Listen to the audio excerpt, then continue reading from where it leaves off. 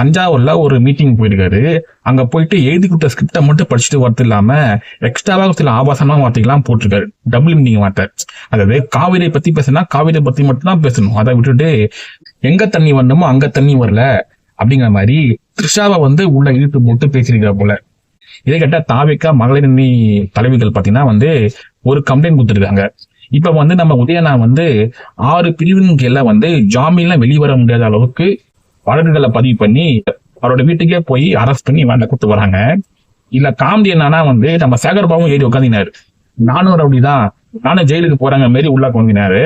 Police பார்த்தாங்க, யாரா அவன் கோமாளி, நீ ஏறா அப்படின்னு ஏற்றி கொண்டு போறாங்க. இவங்க செய்யற ஊழல் லஞ்சம் இதெல்லாம் தொடர்ந்து வெளியாகிட்டே இருக்குது. அது சம்பந்தமா எம்எல்ஏக்களும் மந்திரிகளும் ஆஸ்திரேலியா இருக்காங்க. இதை பத்தி ஏதாவது பேசுவாங்க, வாயை தொடர்ந்து பேசுவாங்க. பாத்தீங்கன்னா இவங்க பேசுறது எல்லாமே இந்த ட்ரோல் மெட்டீரியல் தான். உருப்படியா எதுவும் பேசுறது கிடையாது. ஒண்ணு விஜயோட மனைவி பத்தி பேசுறது, இல்ல அவரோட மகனை பத்தி பேசுறது, இல்ல த்ரிஷா அவர்களை பிடிச்சி பேசுறது. இதுதான் அவங்களுக்கு தெரியும். இதுக்கு முன்னாடி கூட இந்த ஜென்சிடிஎம்கல அரியப்பன் அவன் பாத்தீங்கன்னா விஜயோடைய மகன் சஞ்சய் பத்தி ரொம்ப தவறா ஆபாசமா பேசியிருப்பான். அவனை கூட நைட்டு போலீசார்கள் போயிட்டு அரெஸ்ட் பண்ணாங்க. அது தெரிஞ்சுக்கிட்டு உடனே எஸ்கேப் ஆகி ஓடிட்டான். விஜயோட மகன் சஞ்சய் தன்னோட சிக்மா படத்துக்கு ப்ரொமோஷனுக்கு அங்க டிடி கூட பாத்தீங்கன்னா ஒரு இன்டர்வியூ கொடுத்திருப்பாரு. அதுல சிஎம் விஜயவுல பத்தி என்ன சொல்லியிருக்காருன்னா, அதாவது என்னோட தந்தை சிஎம்மா இருக்கிறதுக்கு ஒரு வரலாற்று புரட்சி, ஹிஸ்டாரிக்கல் ரெவலேஷன்.